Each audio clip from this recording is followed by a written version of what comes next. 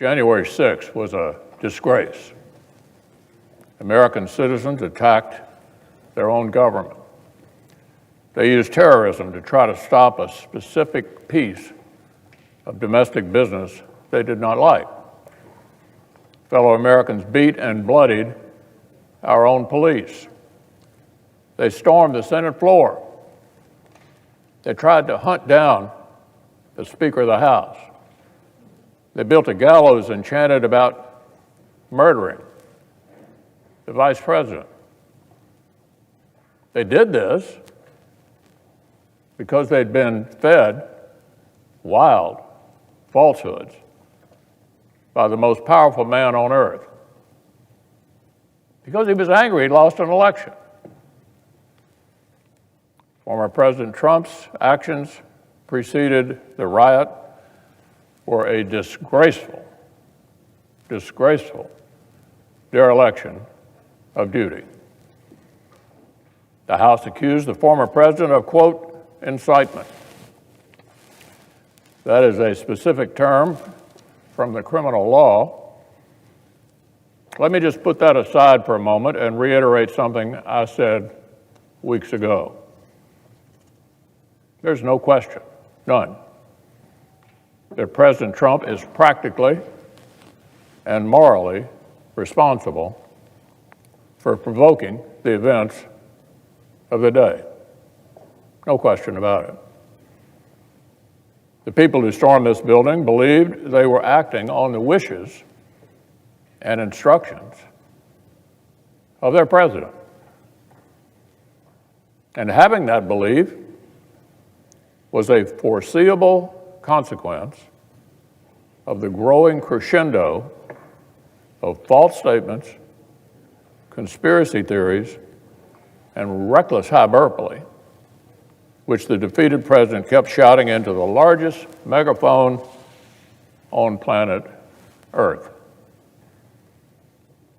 The issue is not only the president's intemperate language on January 6th. It is not just his endorsement of remarks in which an associate urged, quote, trial by combat. It was also the entire manufactured atmosphere of looming catastrophe, the increasingly wild myths about a reverse landslide election that was somehow being stolen, some secret coup by our now president. Now, I defended the president's right to bring any complaints to our legal system. The legal system spoke. The Electoral College spoke. As I stood up and said clearly at that time, the election was settled. It was over. But that just really opened a new chapter of even wilder, and more unfounded claims. The leader of the free world cannot spend weeks thundering that shadowy forces are stealing our country and then feign surprise when people believe him and do reckless things. Now, sadly, many politicians sometimes make overheated comments or use metaphors. We saw that unhinged listeners might take literally, but that was different. That's different from what we saw. This was an intensifying crescendo of conspiracy theories orchestrated by an outgoing president who seemed determined to either overturn the voters' decision or else torch our institutions on the way out. The unconscionable behavior did not end when the violence actually began. Whatever our ex-president claims he thought might happen that day, whatever reaction he says he meant to produce, by that afternoon, We know he was watching the same live television as the rest of us. A mob was assaulting the Capitol in his name. These criminals were carrying his banners, hanging his flags, and screaming their loyalty to him. It was obvious that only President Trump could end this. He was the only one who could. Former aides publicly begged him to do so. Loyal allies frantically called the administration. The president did not act swiftly. He did not do his job. He didn't take steps so federal law could be faithfully executed and order restored. No. Instead, according to public reports, he watched television happily, as the chaos unfolded. He kept pressing his scheme to overturn the election. Now, even after it was clear to any reasonable observer that Vice President Pence was in serious danger, even as the mob, carrying Trump banners, was beating cops and breaching perimeters, the president sent a further tweet attacking his own vice president. Now, predictably and foreseeably under the circumstances, members of the mob seem to interpret this as a further inspiration to lawlessness and violence, not surprisingly. Later, even when the president did half-heartedly begin calling for peace, he didn't call right away for the riot to end. He did not tell the mob to depart until even later. And even then, with police officers bleeding and broken glass covering Capitol floors, he kept repeating election lies and praising the criminals. In recent weeks, our ex-president's associates have tried to use the 74 million Americans who voted to re-elect him as a kind of human shield against criticism. Using the 74 million who voted for him as a kind of a human shield against criticism.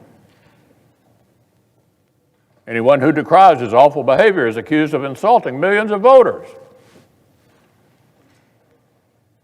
That's an absurd deflection. 74 million Americans did not invade the Capitol. Hundreds of rioters did. 74 million Americans did not engineer the campaign of disinformation and rage that provoked it. One person did. Just one. Now, I've made my view of this episode very plain. But our system of government gave the Senate a specific task. The Constitution gives us a particular role. This body is not invited to act as the nation's overarching moral tribunal. We're not free to work backward from whether the accused party might personally deserve some kind of punishment. Justice Joseph Story, our nation's first great constitutional scholar, as he explained nearly 200 years ago, the process of impeachment and conviction is a narrow tool a narrow tool for a narrow purpose. Story explained this limited tool exists to, quote, secure the state against gross official misdemeanors, end quote. That is, to protect the country from government officers.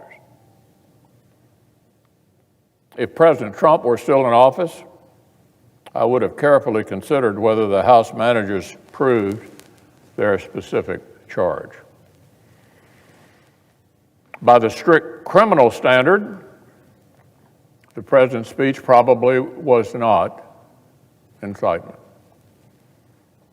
However, in the context of impeachment, the Senate might have decided this was acceptable shorthand for the reckless actions that preceded the riot. But in this case, the question is moot because former President Trump is constitutionally not eligible for conviction. Now, this is a close question, no doubt. Donald Trump was the president when the House voted, though not when the House chose to deliver the papers. Brilliant scholars argue both sides of this jurisdictional question. The text is legitimately ambiguous. I respect my colleagues who've reached either conclusion. But after intense reflection, I believe the best constitutional reading shows that Article 2, Section 4, exhausts the set of persons who can legitimately be impeached, tried, or convicted. It's the president, it's the vice president, and civil officers. We have no power to convict and disqualify a former office holder who is now a private citizen. Here is Article 2, Section 4. Quote, the president, the vice president, and all civil officers of the United States shall be removed from office on impeachment for and conviction of treason, bribery, or other high crimes and misdemeanors, end quote. Now, everyone basically agrees that the second half of that sentence exhausts the legitimate grounds for conviction. The debates around the Constitution's framing make that abundantly clear. Congress cannot convict for reasons besides those.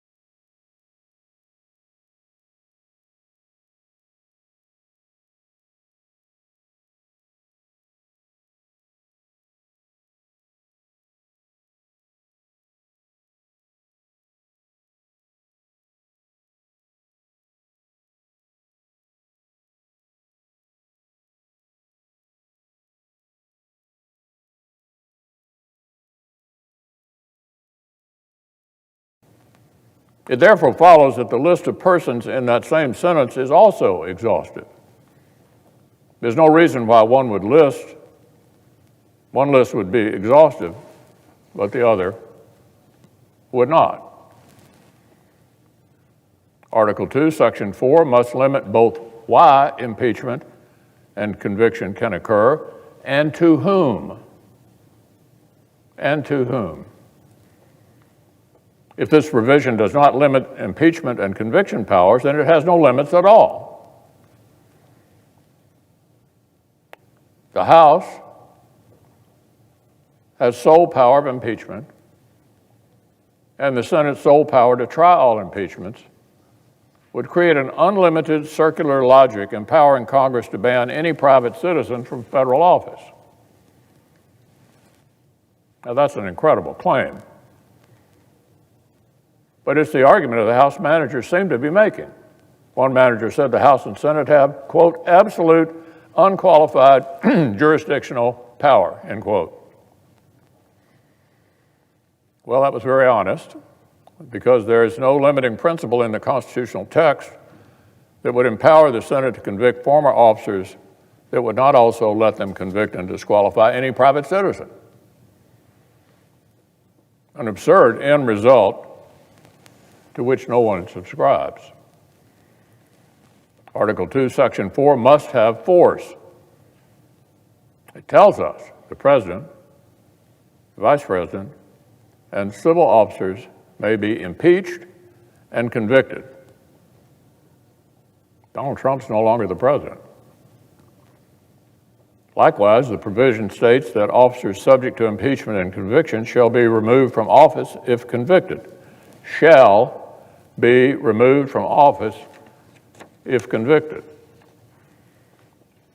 As Justice Story explained, the Senate, upon conviction, is bound in all cases to enter a judgment of removal from office. Removal is mandatory upon conviction.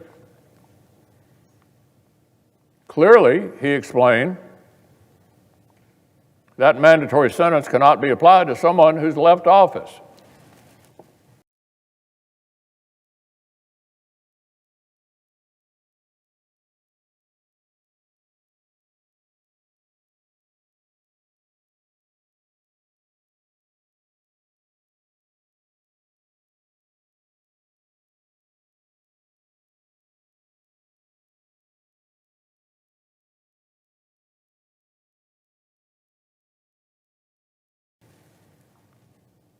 The entire process revolves around removal.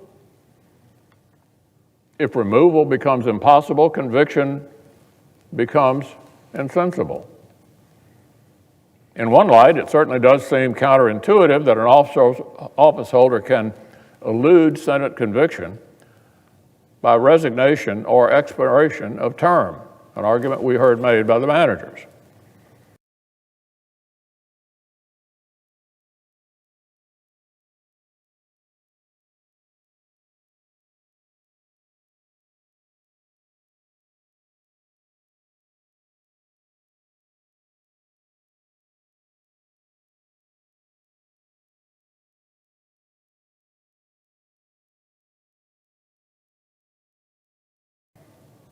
But this underscores that impeachment was never meant to be the final forum for American justice. Never meant to be the final forum for American justice. Impeachment, conviction, and removal are a specific intra-governmental safety valve. It is not the criminal justice system, where individual accountability is the paramount goal.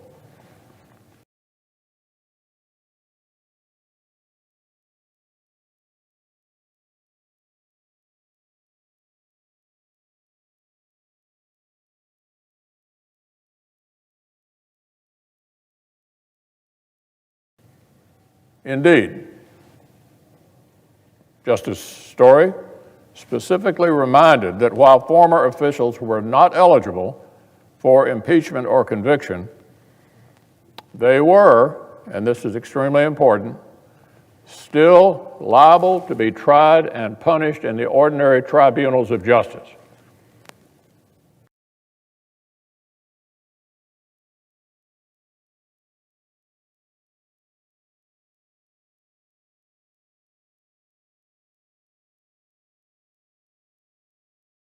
Put another way, in the language of today, President Trump is still liable for everything he did while he was in office as an ordinary citizen. Unless the statute of limitations is run, still liable for everything he did while he was in office. Didn't get away with anything yet. Yet. We have a criminal justice system in this country. We have civil litigation. And former presidents are not immune from being accountable by either one. I believe the Senate was right not to grab power the Constitution doesn't give us. And the Senate was right not to entertain some light-speed sham process to try to outrun the loss of jurisdiction. It took both sides more than a week just to produce their pretrial briefs. Speaker Pelosi's own scheduling decisions conceded what President Biden publicly confirmed: a Senate verdict before Inauguration Day was never possible. Now, Mr. President, this has been a dispiriting time. But the Senate has done our duty. The framers' firewall held up again. On January the 6th, we returned to our posts and certified the election. We were uncowed. We were not intimidated. We finished the job.